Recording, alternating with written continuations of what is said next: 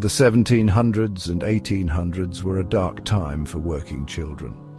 Young boys, some just 4 years old, were made to do a very dangerous job chimney sweeping.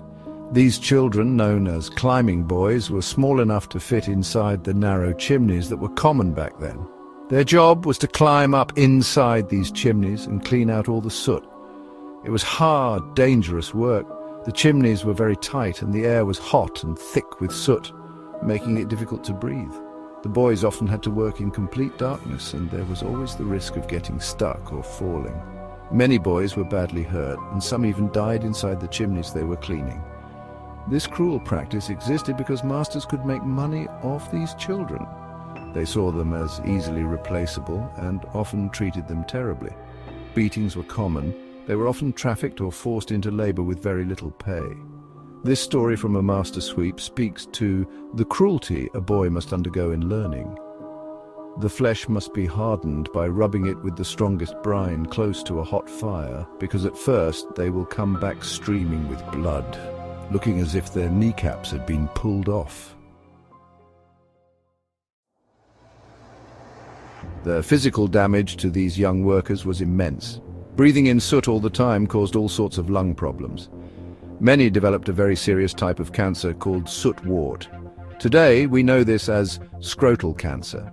A surgeon and controversial figure from the past named Percival Pott back in 1775 was the first to identify this disease. He directly linked it to the soot these boys were exposed to every day. But it wasn't just physical ailments. These children suffered emotionally too. They were robbed of their childhoods, living in constant fear and isolation and often facing abuse.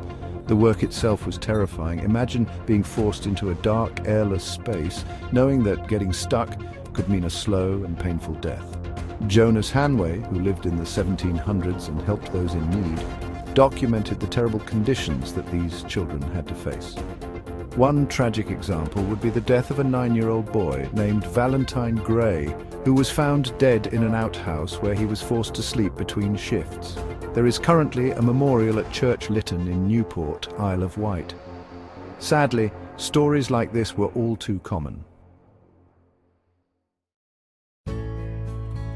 Thankfully, people started to notice the terrible situation of these climbing boys. Social reformers began speaking out against this inhumane practice. They highlighted the dangers and demanded an end to child labor in this industry. Public awareness grew, and people were horrified by the cruelty inflicted upon these children. One of the strongest voices for change was Lord Shaftesbury. He worked tirelessly for the rights of child labourers. His efforts, along with those of other reformers, led to the Chimney Sweepers Act of 1875. This important law finally made it illegal to use climbing boys. It was a victory for humanity and a testament to the power of fighting for social justice. It's strange, then, that the image of the chimney sweep is often made to seem romantic in popular culture. Chimney, chim cha-roo. Think of Dick Van Dyke's happy-go-lucky character Bert in the film Mary Poppins. While entertaining, this portrayal completely ignores the dark and disturbing truth of this profession. Thankfully, sending children up chimneys is a thing of the past, but the memory of this dark chapter in history remains. It serves as a stark reminder of the human cost of unchecked industrialization. It reminds us how important it is to protect those who are vulnerable, especially children, from being exploited. We must remember the stories of these children. They were denied an education, deprived of their youth, and subjected to unimaginable hardship. Their suffering led to important legal changes that protect children today. The next time you see a chimney, let it be a reminder of the children who were forced to climb them and the fight to end their suffering. It's a reminder that we must always be vigilant in protecting the rights of all workers and never forget the lessons learned from the past.